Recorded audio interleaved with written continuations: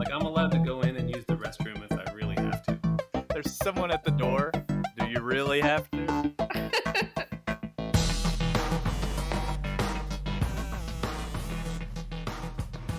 Hello, I'm Justin. I'm Mark, We're the J-Pops. and we are attempting parenting in Japan. Welcome to the inaugural episode of the J-Pops. I guess I can spell out the title in case anybody didn't catch it up to this point, but the J is for Japan, the Pops is because we are fathers, or I should say expectant fathers, soon-to-be fathers. Soon to be. And that's what we're doing here. We are talking about parenting, and it's sort of as we go through it.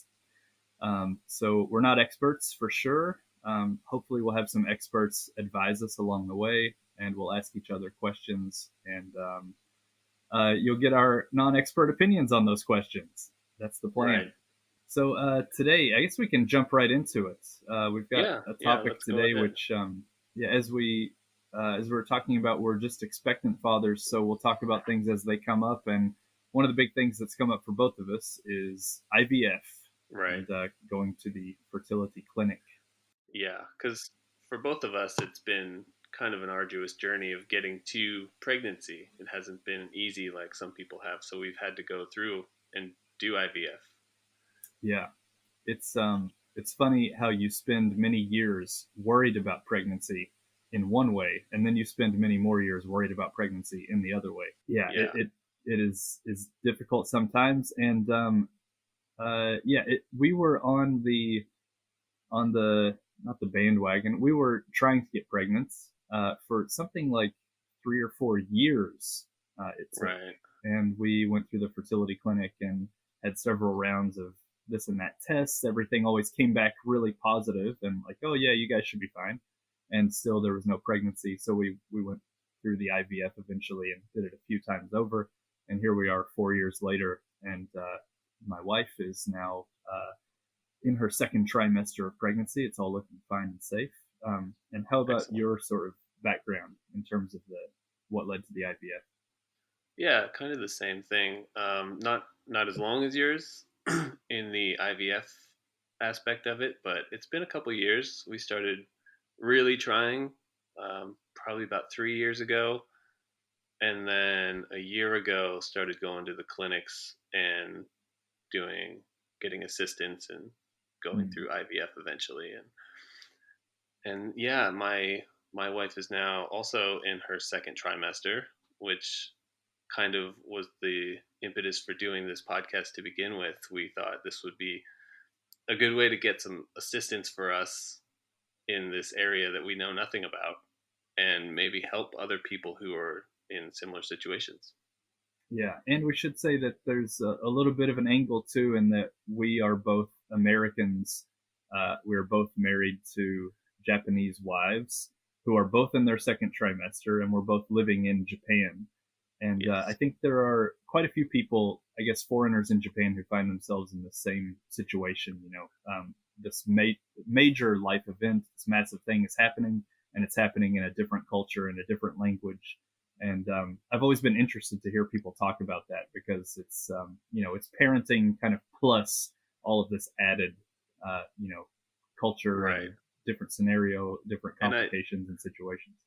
I would like to say that neither of us are fluent in Japanese. Justin, Yeah. you are clearly better at Japanese than I am, but I like to call my Japanese level convenience store level. I'm able to go in and buy stuff and get out safely. Yeah, good. That's that'll get you through a lot. That'll get you through like 80% of life. I would call myself like a low intermediate at this point, which is embarrassing because I've been in Japan for 13 years cumulative, and I've taken a couple of years of Japanese rather, a couple of years of Japan. That would be a good class, Japan. I've taken a couple of years of Japanese in school. I've studied every single day for the last 3 years pretty religiously, and I'm just now kind of broaching intermediate level, I feel. Yeah, that doesn't say anything about your lack of effort. That's more speaks to the difficulty of Japanese overall. Yeah, I don't give it as much effort at all, And admittedly, I'm nowhere near your level. Yeah, I came to this conclusion recently that like no matter who answers the question, they'll always be embarrassed about how bad they are for how long they've been here. I think because Right. it's just so difficult to learn. But Yeah.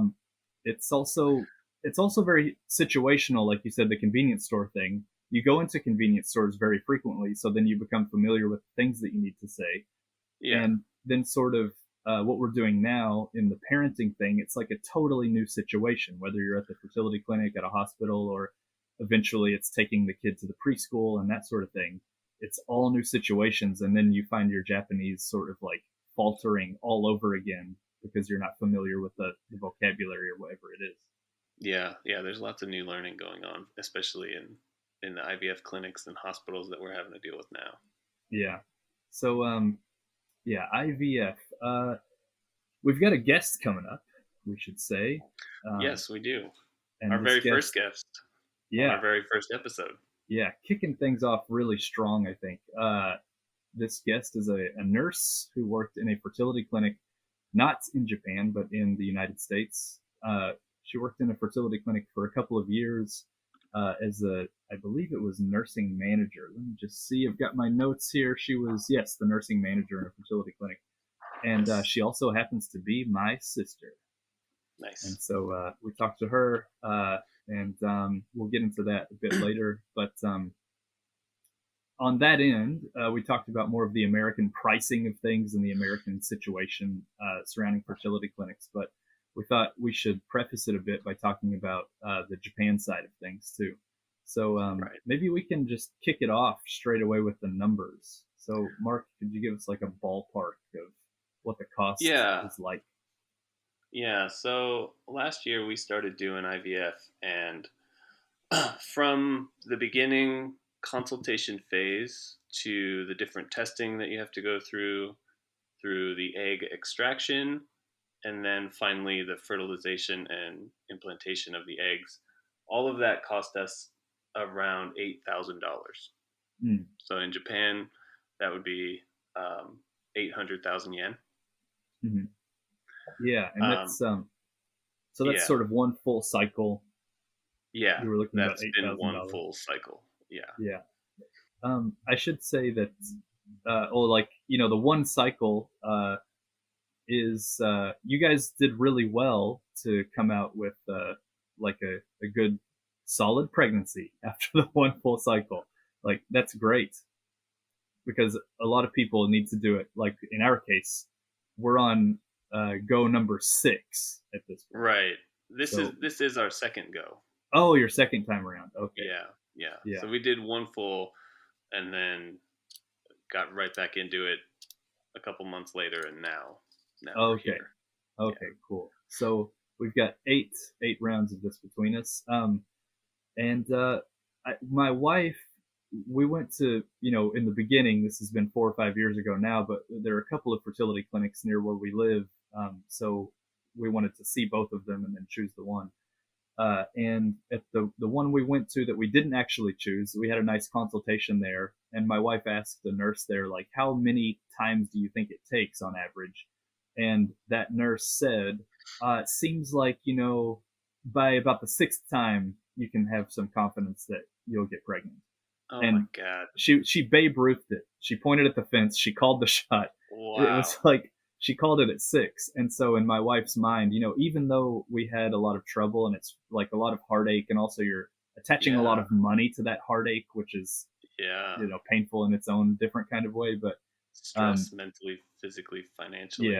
you're spending a lot to then end with this really sad situation, and it doesn't feel good from any direction. But then Yeah. we always in our minds had this kind of like, well, that first nurse did say about 6 times, and so that kind of set our expectation in a realistic place, I think, and it got us to this point because we, Gotcha.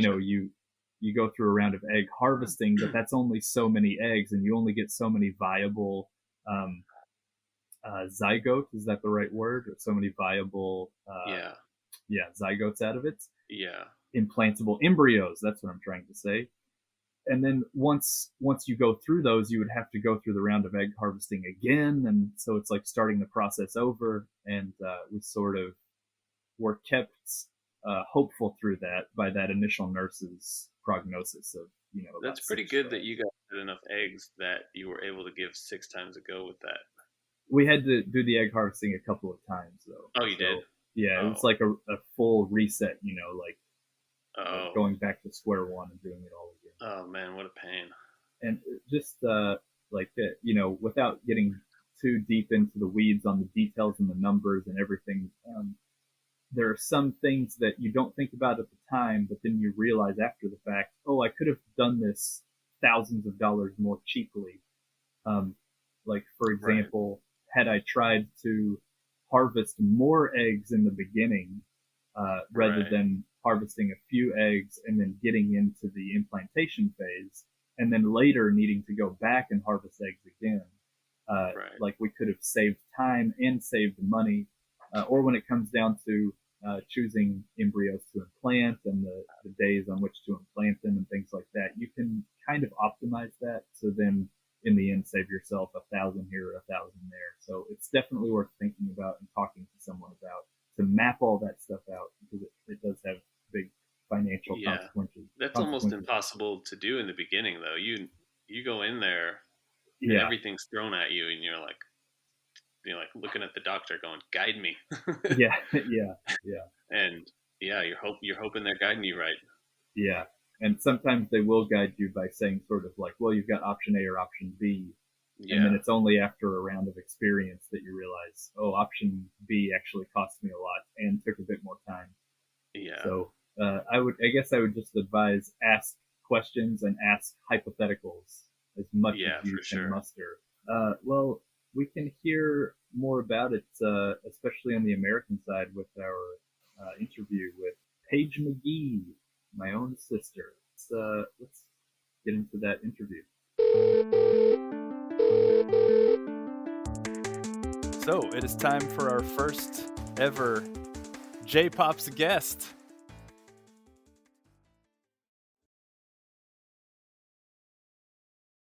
This guest, it's for our fertility episode here.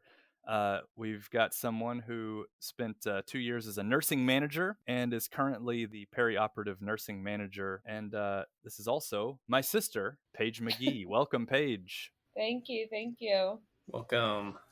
We thought, like, to kick things off, you could just give us a little more background information and about yourself and sort of how and why you got into the fertility biz. Yeah, a lot of my nursing background is more in peri anesthesia, preparing patients for surgery, like immediately recovering them. Um, and we had just moved to California, so I did travel nursing for a year around here and then needed a permanent job. And this fertility clinic was opening and thought this would be a really, great field to get into. And also, like, helping someone open a new clinic was really exciting. So, accepted a position there to help them open their clinic and surgery center. And then, within that role, you have to obviously learn a lot about, art, IVF, and I really learned to love women's health. And it ended up being a really rewarding specialty. So you weren't trained to do anything IVF related to start with. It was just straight nursing job and then kind of transitioned into that field. No, prior to working at this facility, I had never worked in fertility. Mark and I, of course, have both been through, well, not compared to our wives, which have been through a lot more, but we've both been through, the ringer with fertility in Japan. And we have just like this side of it. We've never done anything connected to a fertility clinic in the US. So we thought it would be a nice little compare contrast with our experiences and with a pro from the US. So I think, Mark, you've prepared a few questions to kick things off here. So take it away. Maybe I'll start with a little background on myself. So we've been trying to have a kid for probably about 2 years now, naturally. And last year, we decided it was time to go to a fertility clinic to get some assistance. And after going there, it took another year to get to the point where we're at. And that was lots of testing for both of us. And I think it's in a intrauterine insemination. We tried that one. and then we've done IVF twice now. This is our second time. And so some of my questions about that were kind of cost associated. What's kind of the average cost for that whole procedure in the US right now, from, going from first like consultations to egg extractions to fertilization and then pregnancy? Yeah, so consult alone is like $450. So it's just to be, talk about your case, all the lab work you have to do for the male and the female, about $950 to $1,000 there. Once you get into the IVF, the retrieval, and then the ultrasound monitoring that go with that, that's $15,000. Oh, you're already jumping into thousands. Okay. Yes. Medication is like $6,000 to $7,000. Then once you're pregnant, there's some monitoring there. That's $400 to $600. This doesn't include the called FET cycle, fetal embryo transfer. So the cycle that includes that's like 4,200. Meds for that cycle's 2,000 to 3,000. Wow. And then the SIS, it's kind of not every clinic does that right before, but just to make sure that there's no polyps in the cavity, that is $600 a most. So that grand total is $29,000. If you take out the FET cycle, that gets you to about 22, 23,000 for one cycle. Wow. Wow. That's if you did one cycle and went straight to FET. What is the insurance coverage on that sort of thing? When does insurance come into play? Yeah, that was my next question. Yeah. So, I live in San Francisco. There's a lot of tech companies, and tech companies here are known very well for having great benefits. So a lot of these larger companies that attract a lot of the demographic that would be using these services are tech companies, and a lot of those provide fertility coverage. Some of them, there's one called Progeny, and they cover almost 100% for an IVF cycle who someone is actively trying to get pregnant, or if they want to bank embryos to use later, or if they want to do egg freezing as a preventative, they cover 100% of that. Yeah, that's not the case for everywhere at all. It's very Bay Area, this area kind of thing. But even saying that many people have insurance, we would said about 60% come with insurance, and it's not all that one that covers everything. So those are private companies with employees who they're covering, correct? So you'd have to be employed by those companies to get that kind of coverage. Yeah. Is there state or national level insurance that covers any of that stuff? No, nor is it mandated that they have to cover the time off for women to have to attend, the multiple ultrasounds that you have when you're in a cycle. That time off is not granted. That's your personal time off. Even at the company level? These larger companies do sometimes offer that, but that's more of a rarity. Gotcha.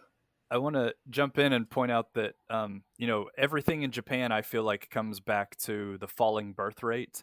And so in terms of national policies and things like that, they're just thinking, what could possibly help us produce more children?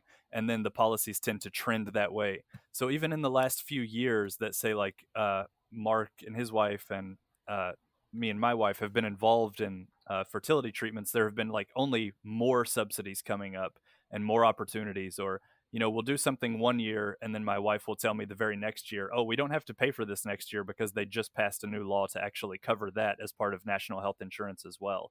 So in Japan, it whatever we might say here today, I feel like it's only going to increase in terms of available subsidies through the national healthcare program. Yeah, they're very proactive about helping people have babies and pay for that need, especially because I think Japan right now has one of the lowest birth rates in the world, not even just because people aren't naturally doing it, but I think fertility needs are higher here for some reason. It's I think the birth rate, just off the top of my head, is something like 1.2 children per woman, which they say to keep your population steady, you need a birth rate of 2.1 children per woman. And then, you've got basically 2 kids to replace the 2 parents. And then that's how you keep a stable population. And Japan is right now at 1.2. And then the coronavirus year, even, births really tanked in the coronavirus year. So it might even nationally have dropped off. So yeah, they're sort of in dire straits. They're about half of where they need to be, and all of their policies are geared toward increasing that number. Here's a tricky question for COVID. Did your fertility clinics close down during COVID, or was it considered an essential business? That was more controversial here.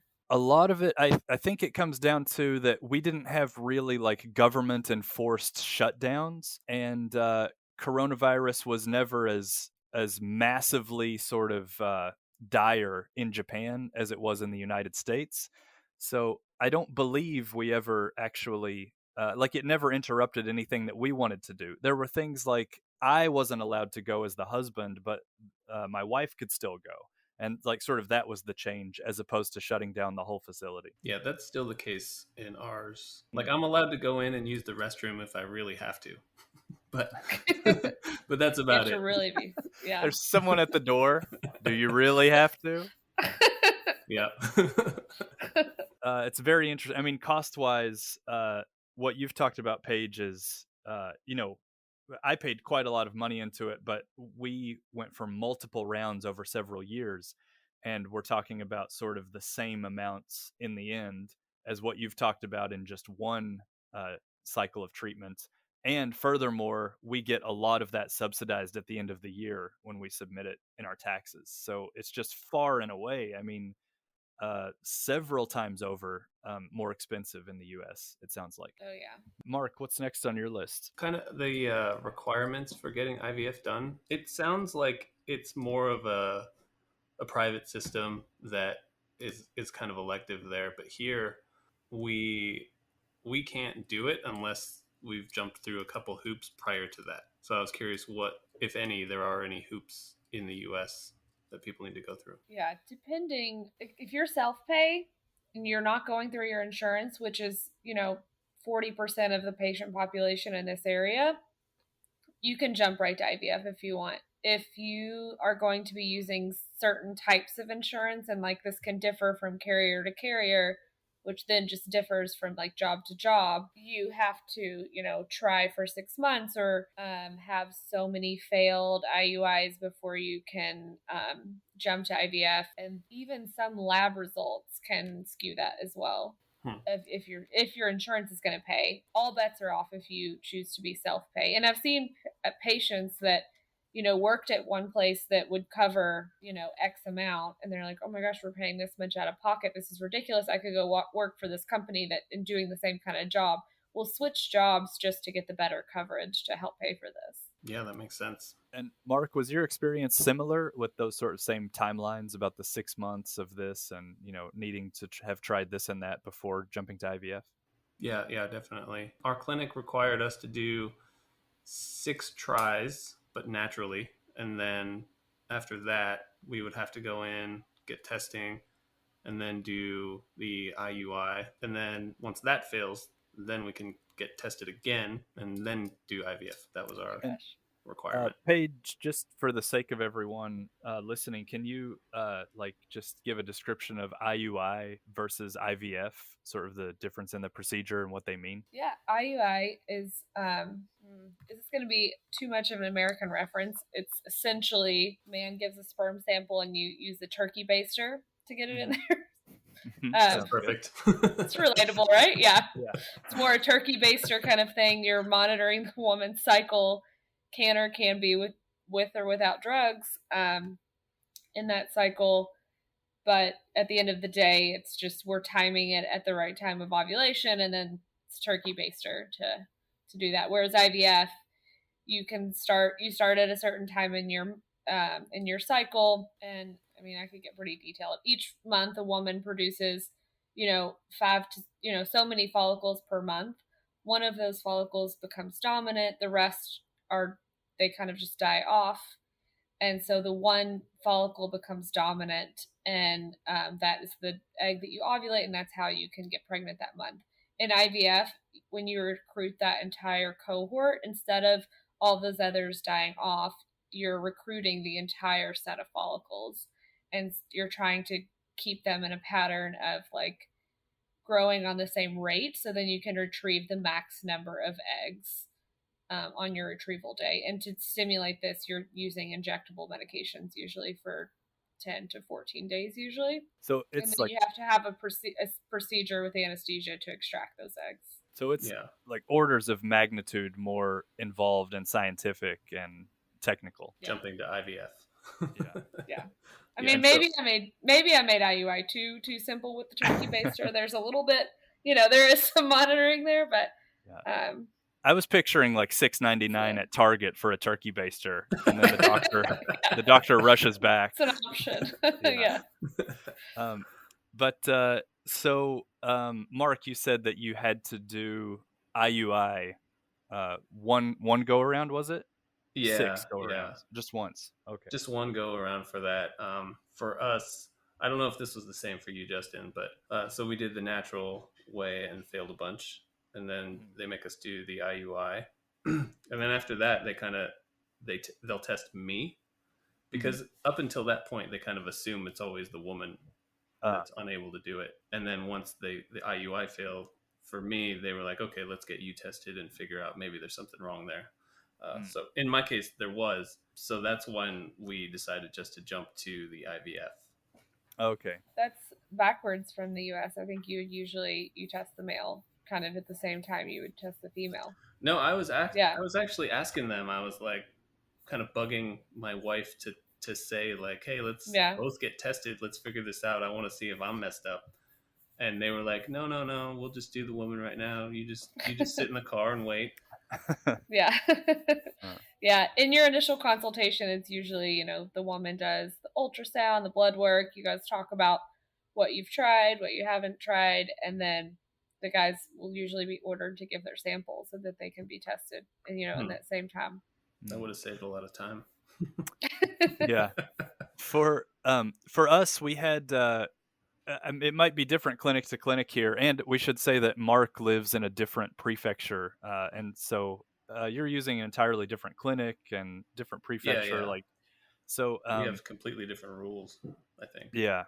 So with us, at our clinic, it was pretty much testing of both of us from the beginning, and we had the sort of initial round of tests to do, and then there were additional tests when we didn't learn anything conclusive from the first round, and then we went deeper and did more tests. We basically paid for every test that man has conceived of, and sent some things to Spain and got those back after a little holiday. But that took a while, right? Sending it to Spain. Yeah, it was it was on the order of weeks for sure to wait for it to come back. Maybe a couple of weeks. I think that was to test the sort of am I using the term correctly? The bacteria like in the womb or something. It was not a test of the eggs or the fertility per se, but of the what is that called? Like the something bacteria. Yeah, I'm drawing a blank right now. Yeah. But I can tell you the abbreviation we use, but let me look at the actual word. Okay. We went through all of that, and then finally we landed on IVF, and then did that for a few rounds. So that was sort of our journey through it. But how long has the IVF process been for you? I would say it's been like 3 or 4 years. And it takes a long time because there's everything is obviously based on a monthly cycle, and then once it doesn't work out, you have to let things reset, and then it's like, okay, well, at the time of your next period, then make an appointment. And so there's always a waiting period of weeks or a month or two, just so that you can even start the next phase. So for every failure, it's like you've got months, not necessarily, down the drain seems a bit harsh, but there are months that have gone by before you can start the next cycle of it. So we went in 6 times. We're on lucky number 6 right now, and in the end, that's equated to about 3 to 4 years. Damn. When you were doing the IVF, my clinic limits the amount of eggs that you can fertilize and then put back at one go. We can only do one at a time. Were you guys limited too? There's a limit for that, but then after a number of failures, then, and depending on the age of the woman, they are open to implanting 2 at once. And so the successful one, the one that we're on now, was actually a double. They implanted two eggs at the same time. It's resulted in not twins, but just the one fetus. But Gotcha. yeah, Paige, what's that like in the U.S.? Yeah, single embryo transfer is definitely the standard.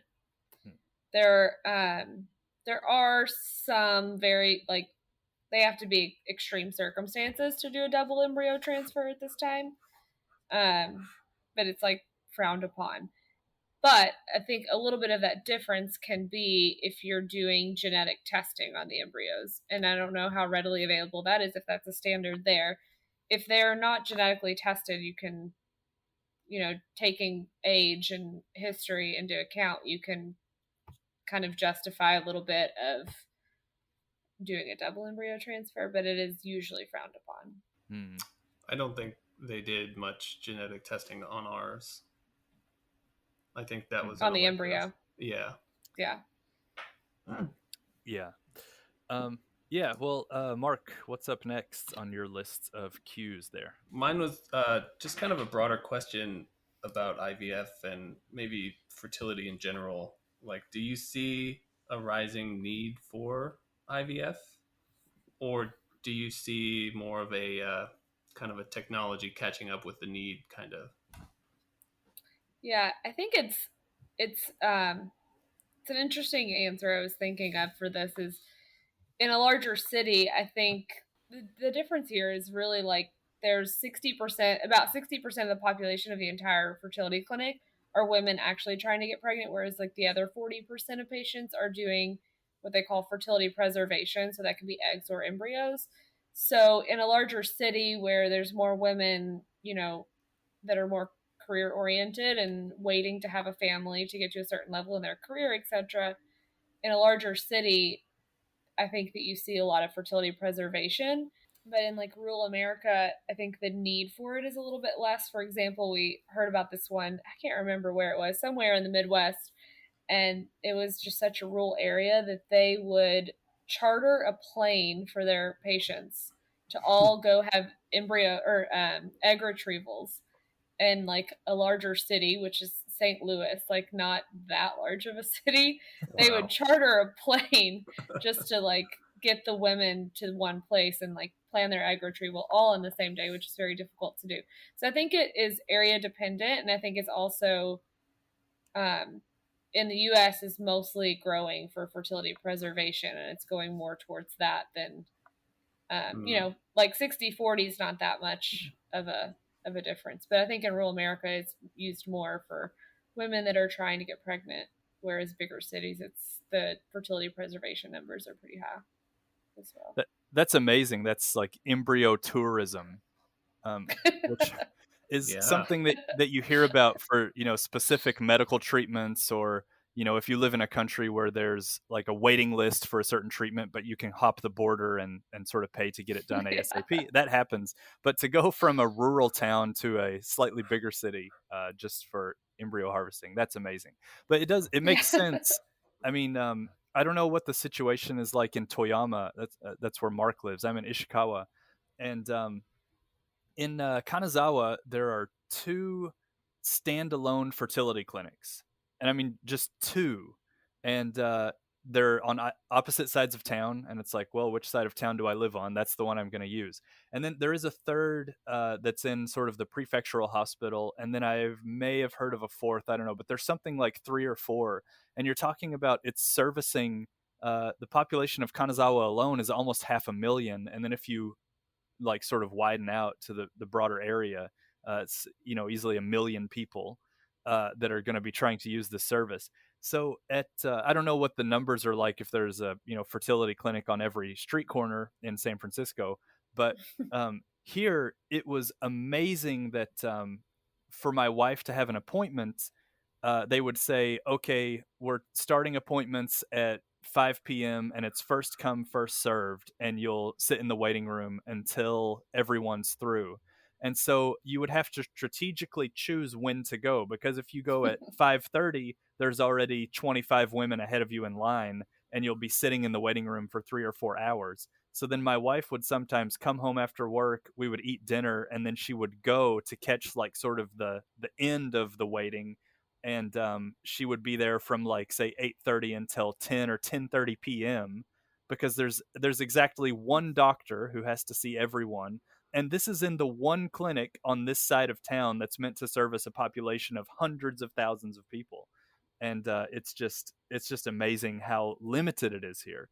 But do you feel like, well, I guess Mark, did it feel limited to you? And then Paige, does it feel limited in that same way in the US? Yeah, for sure. Here it feels limited.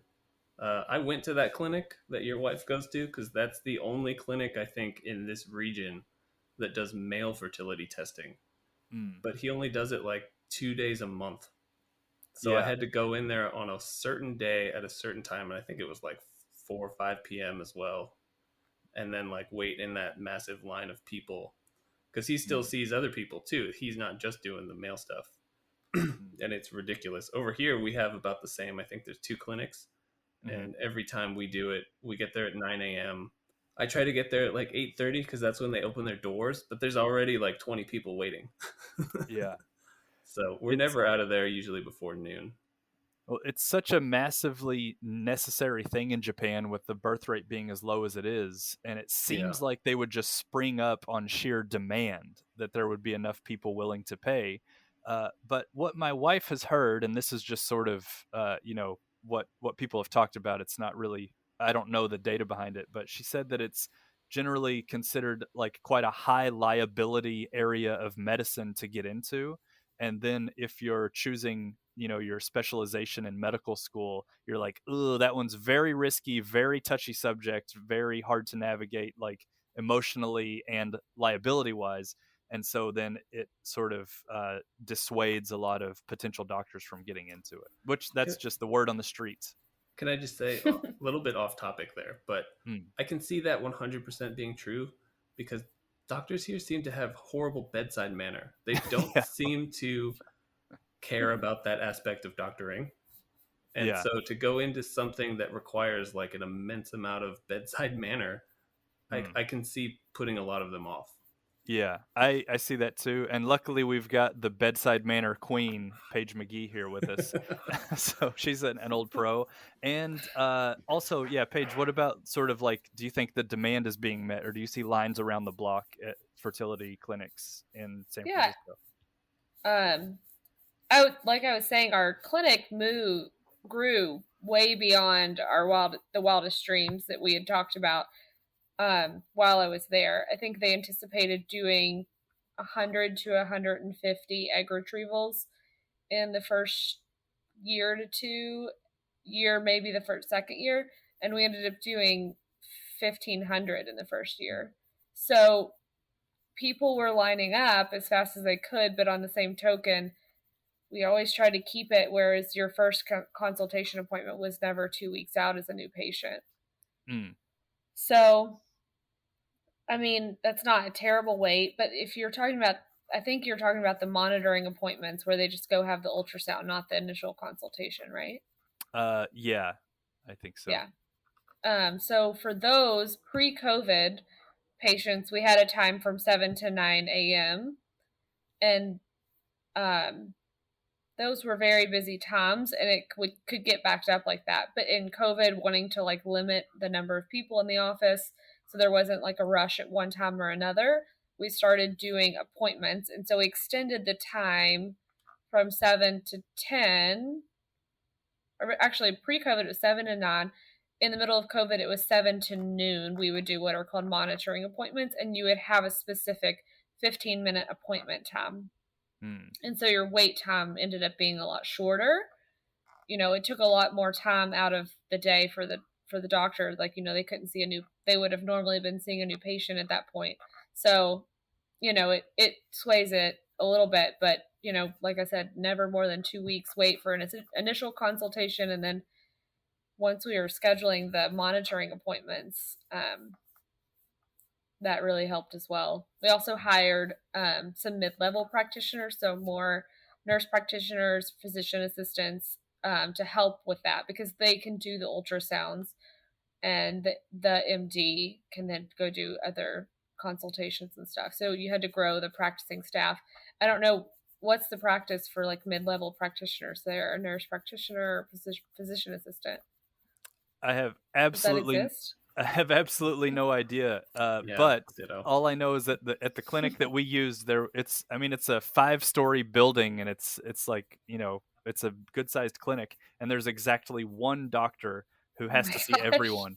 And then Yeah. there are an army of nurses and other assistants who are, ushering people around, but you do have to wait on that one doctor. And I assume he's working like 16-hour days. I mean, it must be insane for that guy. Yeah.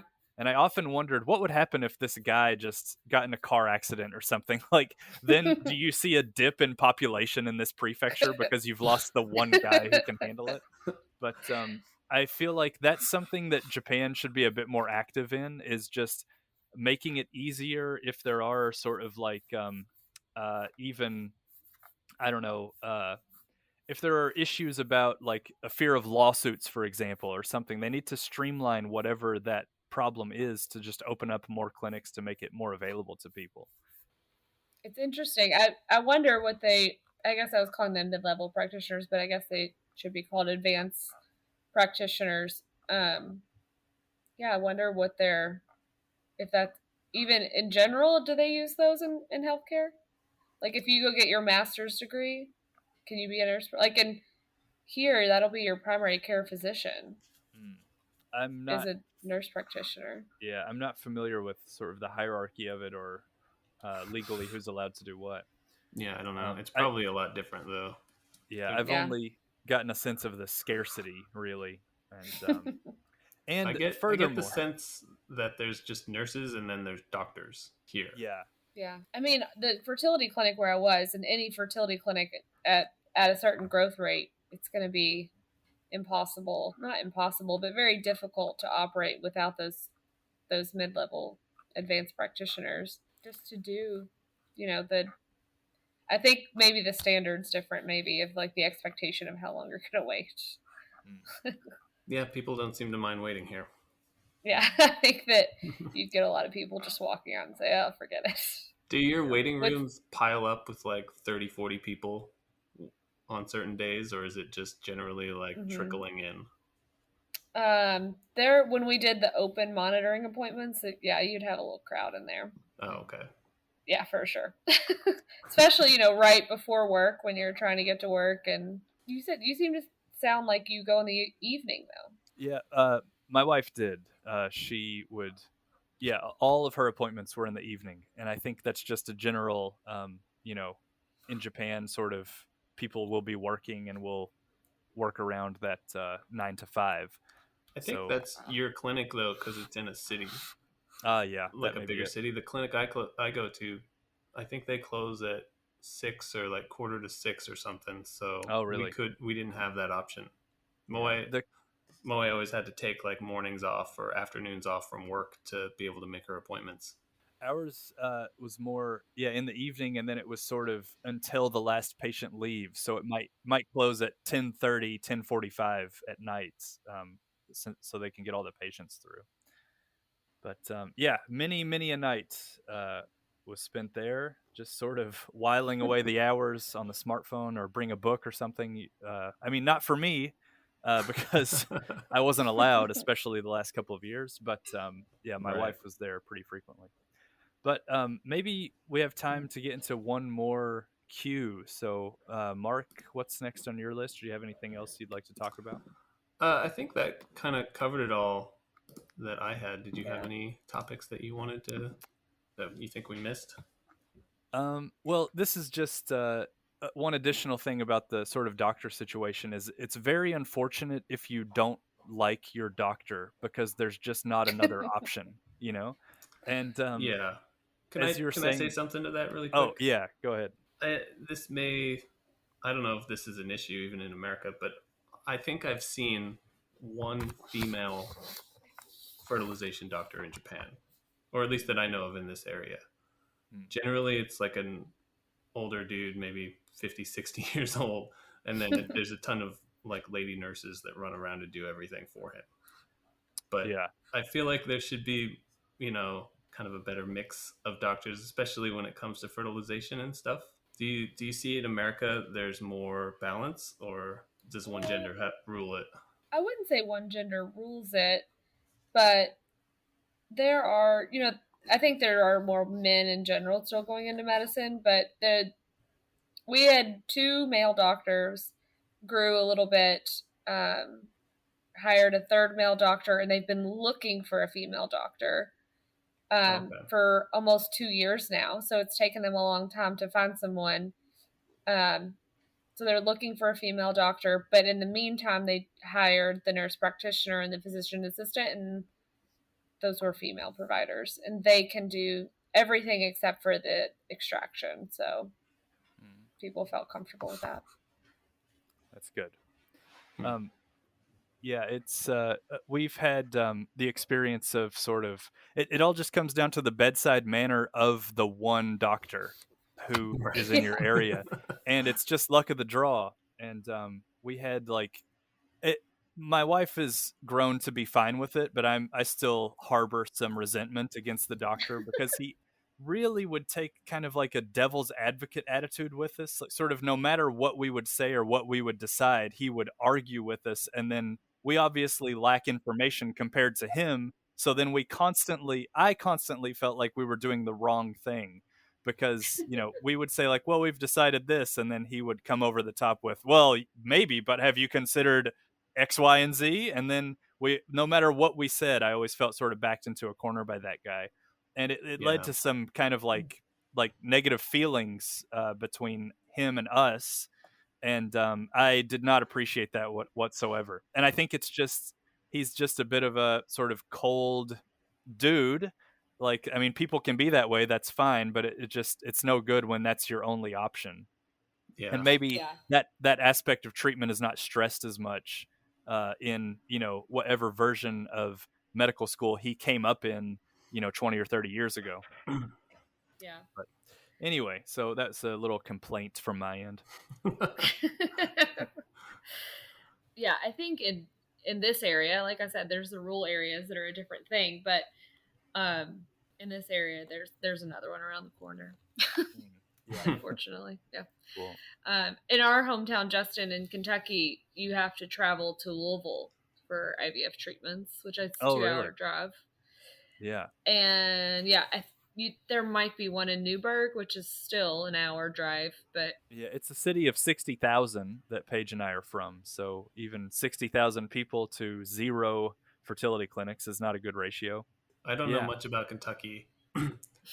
No one does. If you told me there was one fertility clinic in Kentucky, I'd believe you. Yeah.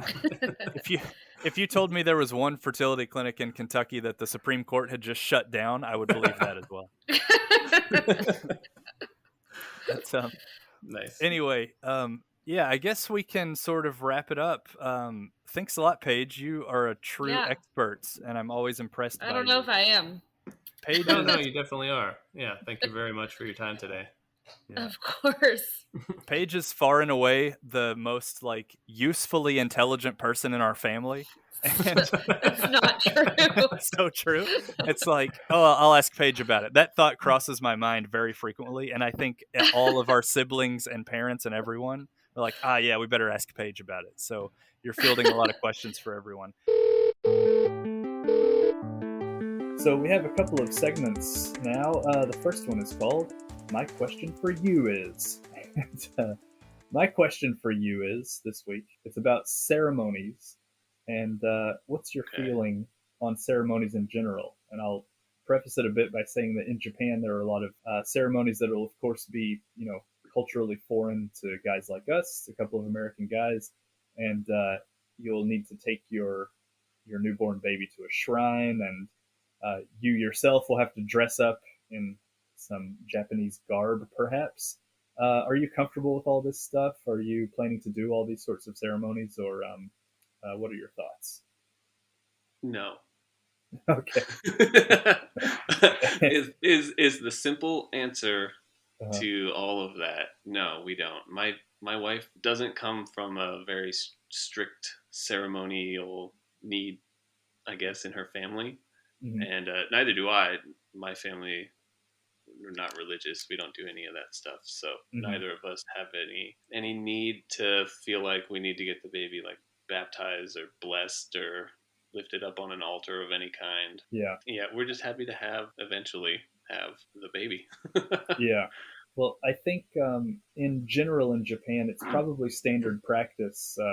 There's something that occurs, and when the time comes, I'll know more about this.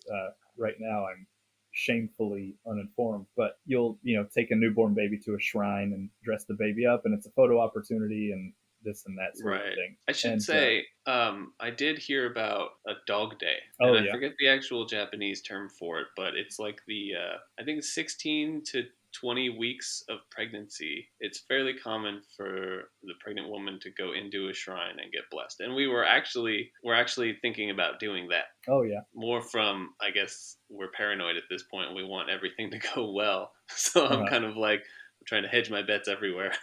Yeah. Yeah.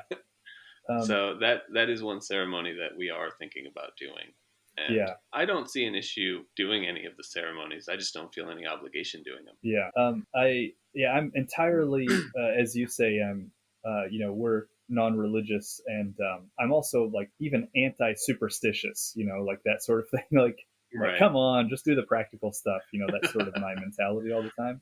But a few years ago, when we were in the midst of, one of our various IVF treatments, I was riding my bike down in Shikoku, which is one of the, southern islands of Japan. Right. And I got to this spot, and there was a sign that said, if you can take a rock, it's along a beach, like a rocky beach. It said, if you can take one of these rocks, and if you can throw it and have it land up on this cliffside, sort of like along the rocky coast, you'll have some sort of like tall, cliffy sort of rocks that pop out of the shore.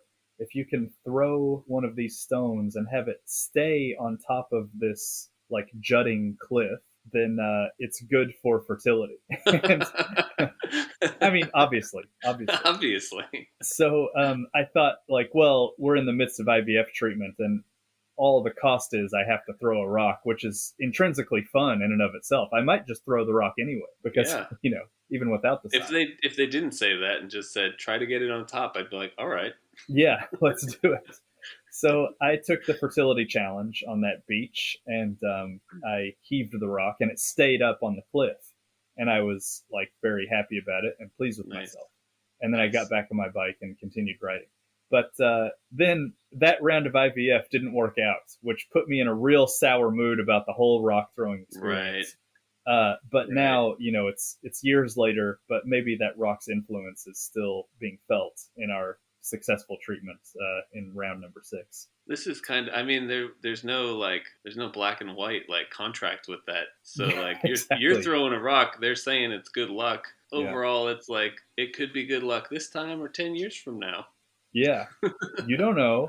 They're really defensive down there at the rock beach. Yeah, they won't sign anything. They won't put anything in writing. So that's how I kind of feel about it. If it takes that amount of investment for me, like the same amount that it takes to throw a rock onto another larger rock, then I'll do it. But beyond that, I'm always a bit standoffish about these things. But I also don't like to rock the boat too much. So if there's sort of a cultural norm that is just a matter of dress the baby up once and take him down, and it's not a weekly thing, and it doesn't cost $500, like that sort of thing, I'll generally go along with it. Right. If it's not cost prohibitive or something that's obviously gouging people, then sure, let's go do it. Yeah. Cool. Well, we've got another segment here. This will be recurring. This is Japanese of the Day. As we explained earlier, in this very episode, neither of us are fluent in Japanese, nor even very good at it. So our Japanese of the day is going to be maybe something child or pregnancy related, and could be a cultural thing, could be a word. But today's word, and this should be obvious to everyone, is the word tamago. And you might know tamago from food. It means egg. And so it was just a strange thing to me that I came to Japan and learned tamago means egg in the context of food all the time. What do you want to eat? Let's have a tamago. And then, just like the English, I should point out, it's also the same word for a woman's eggs throughout the fertility process. And Right. I don't know why. In English, I guess you learn the two eggs, the egg of like sort of fertility and the egg of diet. Right. And in your mind, they're somewhat separate. But when I came to Japan, I only learned tamago, of course, as food. And then at the fertility clinic, I was like kind of giggling to myself, like, oh, they're calling her eggs eggs. It was weird in Japanese, not in English for some reason. And I don't know if this ever struck you or anything like It does after you say it, but not when we were doing any of the IVF. Oh, really? It seems totally natural to you, eh? It did at the time, but now that you say it, I feel like it's weird. Yeah, yeah.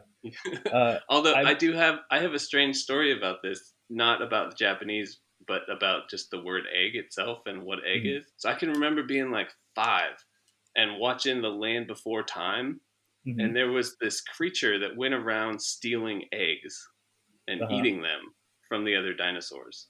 I don't remember the name of the creature or anything, but I remember thinking like, man, this creature's so bad, he's eating eggs. And then for some reason it clicked, like, I eat eggs.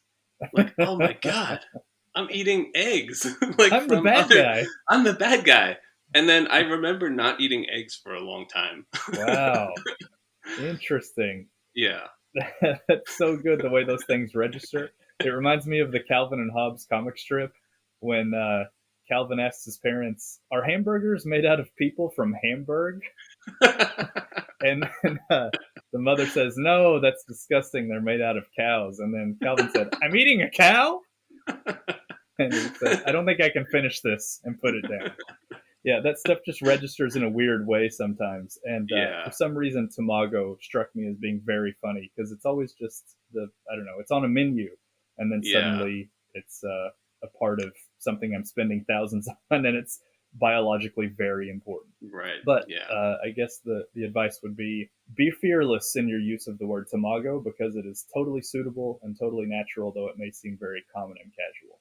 Yep. Nice. Go for it in the fertility world. Excellent. Yeah, so those are our fantastic segments. My question for you is, and Japanese of the day. Great. And I think that brings us pretty nearly to a close. Yeah, I think we're about ready to wrap up for the day. Yeah. I think this was a pretty good first episode. Thank you for joining us today. Yeah, thanks a lot for stopping by. In the future, we will have guests intermittently, and we really want to, again, like kind of not really, we don't want you to take our word for anything, but at least we want to talk things out, and we think it's interesting to, personally, I like to listen to other people discuss their child rearing in Japan as a foreign person. So, if you can glean any ideas, that will make us very happy. And feel free to contact us in various ways. I'm gonna put up a Twitter link that people can go to, and if they have any questions or comments about anything we've said here or didn't say here that they wish we did say, please go ahead and tweet to us. Let us know. Yeah, and we could have a whole new segment: viewer questions. I mean, listener questions. Segments. Viewer listener questions. Yeah, perfect. It's already titled. That's done. Yeah. That would be lovely. So we'll have some various links in the description, and check those out and get in touch with us, please. Yes, please do. Cool. Well, thanks a lot, and we'll see you next time.